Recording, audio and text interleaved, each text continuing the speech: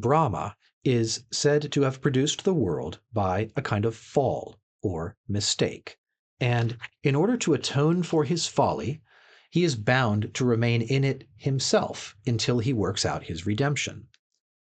As an account of the origin of things, that is admirable. According to the doctrines of Buddhism, the world came into being as the result of some inexplicable disturbance in the heavenly calm of nirvana, that blessed state obtained by expiation, which had endured so long a time, the change taking place by a kind of fatality.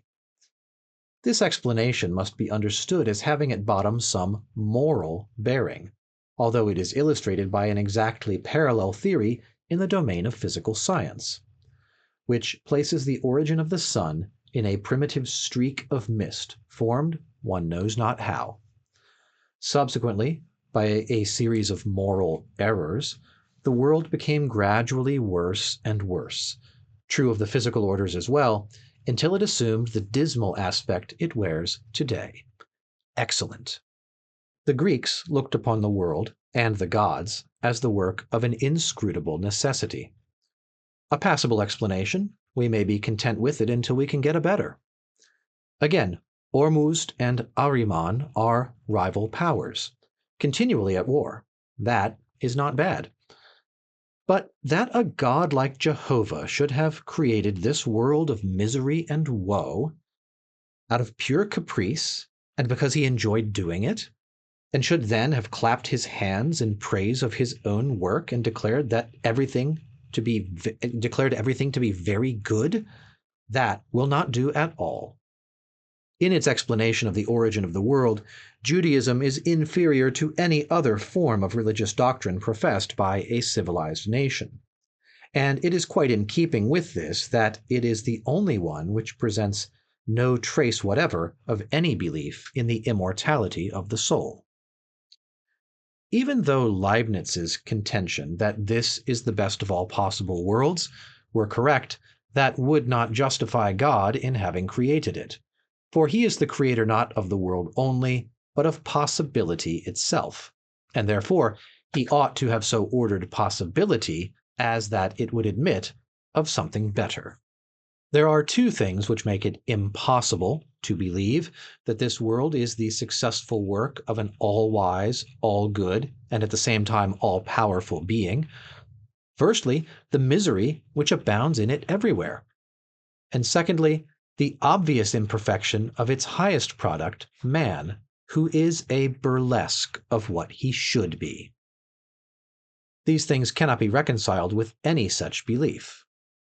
On the contrary, they are just the facts which support what I have been saying. They are our authority for viewing the world as the outcome of our own misdeeds, and therefore as something that had better not have been. Whilst under the former hypothesis they amount to a bitter accusation against the Creator and supply material for sarcasm, under the latter they form an indictment against our own nature, our own will, and teach us a lesson of humility. They lead us to see that, like the children of a libertine, we come into the world with the burden of sin upon us, and that it is only through having continually to atone for this sin that our existence is so miserable, and that its end is death.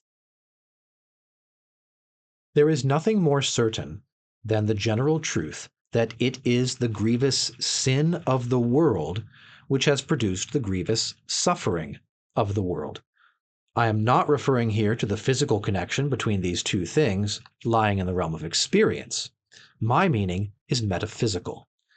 Accordingly, the sole thing that reconciles me to the Old Testament is the story of the fall. In my eyes, it is the only metaphysical truth in that book, even though it appears in the form of an allegory. There seems to me no better explanation of our existence than that it is the result of some false step, some sin of which we are paying the penalty.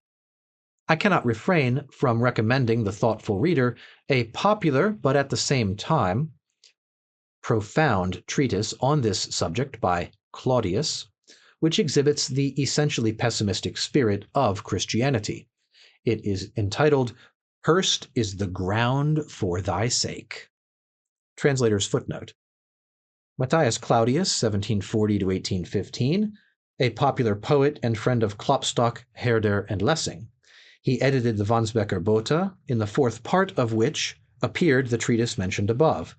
He generally wrote under the pseudonym of Asmus, and Schopenhauer often refers to him by this name. Between the ethics of the Greeks and the ethics of the Hindus, there is a glaring contrast.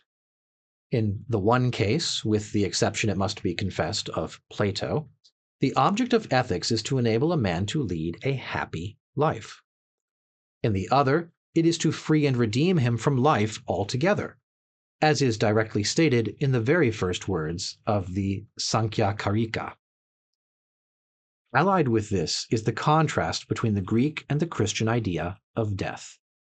It is strikingly presented in a visible form on a fine antique sarcophagus in the gallery of Florence, which exhibits in relief the whole series of ceremonies attending a wedding in ancient times, from the formal offer to the evening when Hymen's torch lights the happy couple home. Compare with that the Christian coffin, draped in mournful black and surmounted with a crucifix. How much significance there is in these two ways of finding comfort in death. They are opposed to each other, but each is right. The one points to the affirmation of the will to live, which remains sure of life for all time, however rapidly its forms may change. The other, in the symbol of suffering and death, points to the denial of the will to live, to redemption from this world, the domain of death and devil. And in the question between the affirmation and the denial of the will to live, Christianity is, in the last resort, right. The contrast which the New Testament presents when compared with the Old, according to the ecclesiastical view of the matter, is just that existing between my ethical system and the moral philosophy of Europe. The Old Testament represents man as under the dominion of the law, in which, however, there is no redemption. The New Testament declares law to have failed, frees man from its dominion, and in its stead preaches the kingdom of grace, to be won by faith, love of neighbor, and entire sacrifice of self. This is the path of redemption from the evil of the world. The spirit of the New Testament is undoubtedly asceticism, however your Protestants and rationalists may twist it to suit their purpose.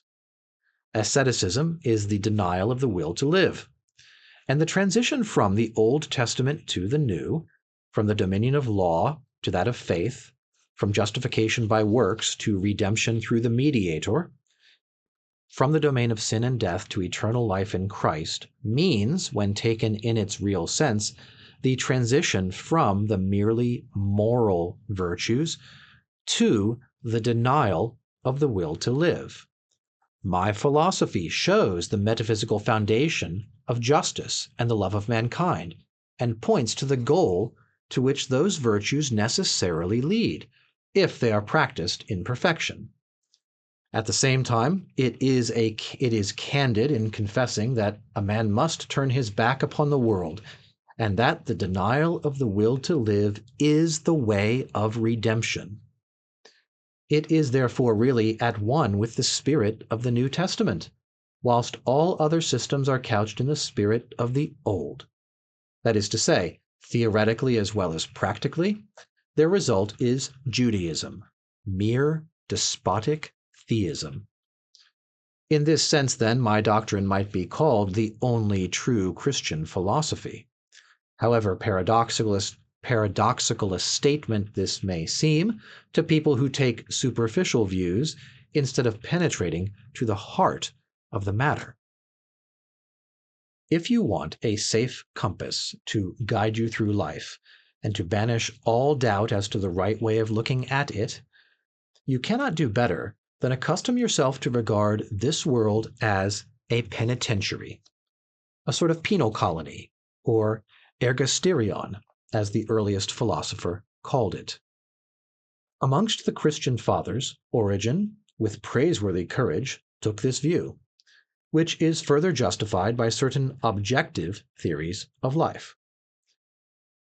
I refer not to my own philosophy alone, but to the wisdom of the ages, as expressed in Brahmanism and Buddhism, and in the sayings of Greek philosophers like Empedocles and Pythagoras, as also by Cicero in his remark that the wise men of old used to teach that we come into this world to pay the penalty of a crime committed in another state of existence, a doctrine which formed part of the initiation into the mysteries. And Vanini, whom his contemporaries burned, finding that an easier task than to confute him, puts the same thing in a very forcible way. Man, he says, is so full of every kind of misery that, were it not repugnant to the Christian religion, I should venture to affirm that if evil spirits exist at all, they have passed into human form and are now atoning for their crimes. And true Christianity, using the word in its right sense, also regards our existence as the consequence of sin and error. If you accustom yourself to this view of life, you will regulate your expectations accordingly, and cease to look upon all its disagreeable incidents, great and small, its sufferings, its worries, its misery, as anything unusual or irregular. Nay, you will find that everything is as it should be, in a world where each of us pays the penalty of existence in his own peculiar way. Amongst the evils of a penal colony is the society of those who form it. And if the reader is worthy of better company, he will need no words from me to remind him of what he has to put up with at present. If he has a soul above the common, or if he is a man of genius, he will occasionally feel like some noble prisoner of state, condemned to work in the galleys with common criminals, and he will follow his example and try to isolate himself. In general, however, it should be said that this view of life will enable us to contemplate the so-called imperfections of the great majority of men, their moral and intellectual deficiencies, and the resulting base type of countenance, without any surprise, to say nothing of indignation, for we shall never cease to reflect where we are, and that the men about us are beings conceived and born in sin, and living to atone for it. That is what Christianity means in speaking of the sinful nature of man. Pardons the word to all.